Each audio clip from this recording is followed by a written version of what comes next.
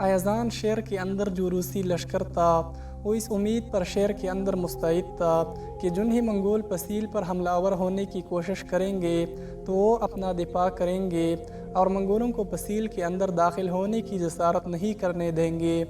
تاہم منگولوں کی ایازان شیر سے باہر پڑاؤ کے باعث شیر کے اندر روسی لشکر آہو بری رات میں تاریکیاں چنتی شمع کی طرح سراپئی اضطراب اور مجسم انتظار تھا کہ دیکھی منگول کب اور کس انداز میں شیر پر حملہ آور ہوتے ہیں۔ لیکن جو امیدیں شیر کے لوگ لگائے ہوئے تھے منگولوں کے ارادے بالکل اس کے الٹ ثابت ہوئے۔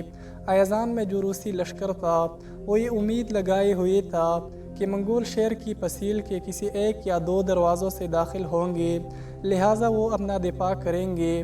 لیکن اچانک شیر کے لوگوں نے دیکھا کہ منگولوں کا وہ لشکر جو باتو اور سبودائی کی قیادت میں شیر کے باہر رہ گیا تھا وہ اپنی ہلکی پھلکی چوٹی منجنیقوں کو حرکت میں لایا جو بیلوں سے کھینچے جانے والے چکڑوں میں لدی ہوئی تھی۔ پھر دیکھتے ہی دیکھتے منگولوں نے ان چوٹی منجنیقوں کے ذریعے شیر پر سنگ باری کی بجائے آتش باری شروع کر دی۔ بس آتش باری کا سلسلہ شروع ہونا تھا کہ ایک خونی انقلاب برپا ہو گیا۔ پسیل کو آگ لگ گئی، دیکھتے ہی دیکھتے پسیل جل کر راکھ ہو گئی اور جس وقت پسیل کا ایک حصہ خاکستر ہو چکا تھا منگول عجیب سے انداز میں ان سلگتی تنہائیوں میں اپنی آوازوں کی سیلی پناہ اور سمندر کے شعور کی طرح عجیب و غریب آوازیں بلند کرتے ہوئے آگے بڑھے اور شہر میں داخل ہوئے۔ شہر کے اندر جو حفاظتی لشکر تھا اس پر وہ اندیشوں کے دروازوں پر ذہنوں کو بنجر، زیست و سنسا خواہشوں اور امنگوں کو دشت نا امیدی میں تبدیل کرتے وقت کے بدترین وحشی ناچ کی طرح حملہ آور ہو گئے تھے۔ شہر کے اندر ایک قیامت اٹھ کھڑی ہوئی تھی۔ منگولوں کی حملہ آور ہونے کا طریقہ عجیب و غریب تھا، مڑ کر پیچھے نہیں دیکھتے تھے، جو چیز بھی آگے آتی اسے رونتے چلے جا رہے تھے۔ پھر وقت کی آنکھ نے دیکھا کہ شہر میں روسی لشکر کی حالت بڑی تیزی سے تنہائی کے عذابوں میں، پیاسی روح و سرابوں کے جزیروں میں، پن سے دوے کے بادلوں اور بے قرار و بے اند خلاؤں میں دعا خواہش و سربریدہ آرزوں سے بھی زیادہ ہولناک ہونا شروع ہو گئی تھی۔ پھر دیکھتے ہی دیکھتے شہر متقل بن گیا، مردوں کو تعاقب کر کے برف و خون سے سرخ گرم میں پکڑا جاتا اور زندہ سیخوں پر چڑھا دیا جاتا، سیخوں سے چت کی تل ملا کے وہ مر جاتے۔ شہر کے پادریوں نے کلیساؤں میں پروپوش ہو کر دروازے بند کر دیے تاکہ منگولوں کی حملہ اور ان کی خونخواری سے محفوظ رہ سکے، لیکن منگول کلیساؤں کے دروازے توڑ کر اندر داخل ہوئے اور پادریوں کے ساتھ کلیساؤں میں پناہ لینے والوں کو انہوں نے بیڑ بکریوں کی طرح ذبح کر کے رکھ دیا۔ اور پھر مورخین کے بقول وہ روسی عورتیں جنہوں نے منگولوں سے بچنے کے لیے کلیساؤں کے اندر پناہ لی تھی وہ بھی منگولوں کی اس دست بر سے محفوظ نہ رہ سکے۔ منگولوں نے پہلے ان سب عورتوں کی عصمت دری کی، اس کے بعد ان سب کو موت کے گھاٹ اتار دیا گیا۔ بہرحال ایازان شہر میں منگولوں سے جس قدر درندگی کی توقع کی جا سکتی تھی اس سے بھی زیادہ انہوں نے مظاہرہ کیا۔ ایازان شہر کی تباہی اور بربادی سے متعلق ایک سوانح نگار لکھتا ہے کہ آنکھیں ہی باقی نہ رہی جو مری ہوں کو رو سکتے۔ دوسری جانب برقائے خان بڑی برق رفتاری سے شمال کی طرف پیش قدمی کر رہا تھا۔ وہ منگول ہرکار جو کوچ سے پہلے شمال کی طرف گئے تھے تاکہ دشمن کی نقل و حرکت پر نگاہ رکھ سکے۔ انہوں نے راستے ہی میں برقائے خان کو خبر دی کہ اس وقت 3 بڑے لشکر جنوب کی طرف پیش قدمی کر رہے ہیں۔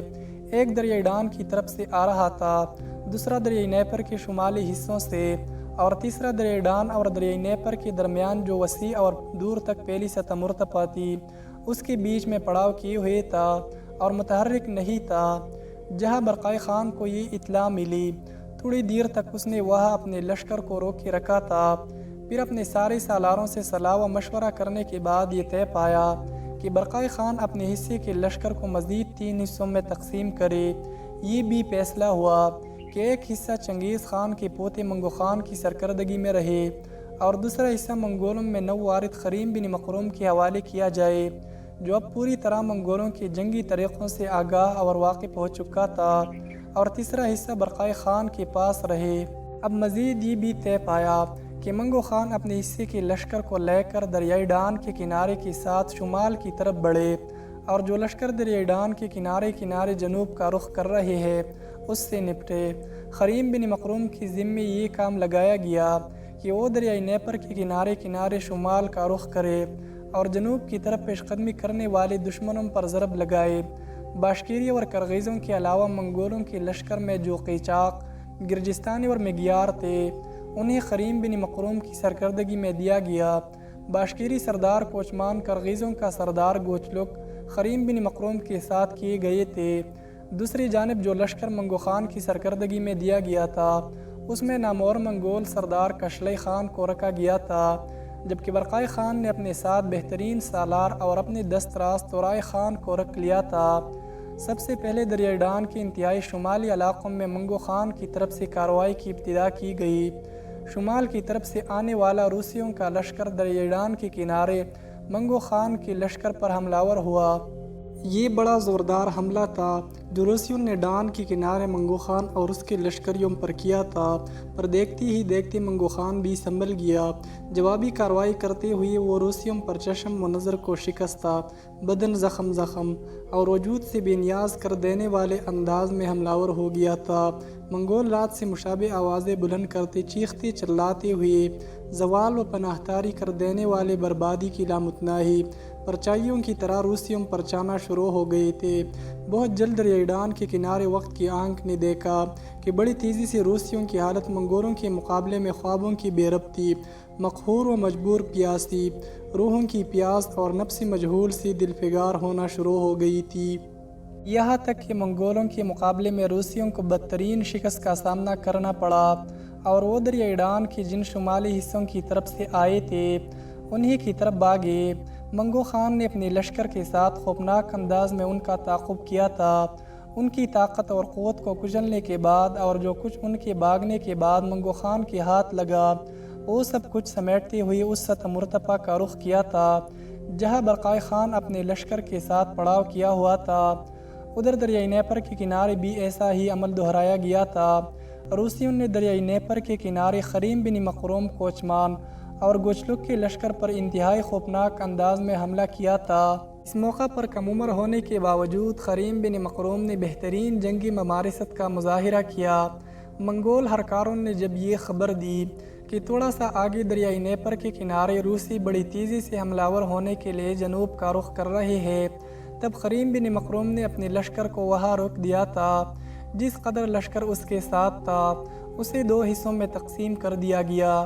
ایک حصہ خود اس نے اپنی کمانداری میں رکھا، دوسرا کوچمان اور گوچلک کی کمانداری میں دیا گیا، اور جنہیں روسی لشکر قریب آیا سب سے پہلے دائیں جانب سے خریم بن مقروم ان پر آزادی کی نشے میں سرشار آگ کی طرح حملہ آور ہو گیا تھا۔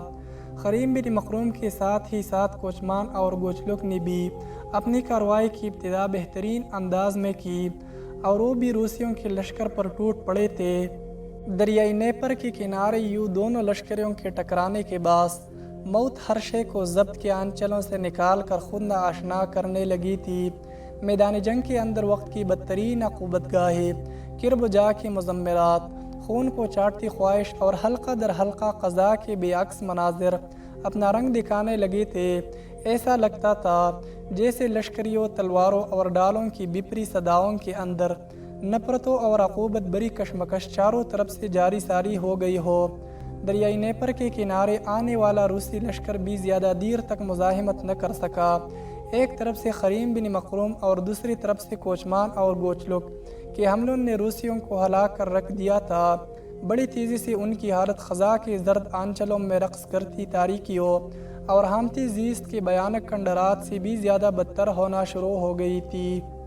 یہاں تک کہ یہ دیکھتی ہوئی کہ ان کی تعداد بڑی تیزی سے کم ہونا شروع ہو گئی ہے، انہوں نے شکست تسلیم کر کے بھاگنے کا فیصلہ کیا، اور یہ فیصلہ کرتی ہی وہ دریائے نیپر کے کنارے بڑی تیزی سے شمال کی طرف بھاگ گئے تھے۔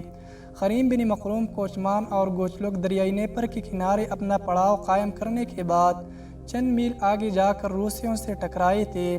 اپنے پڑاؤ کی حفاظت کے لیے انہوں نے چھوٹا سا ایک لشکر بھی وہاں چھوڑا تھا۔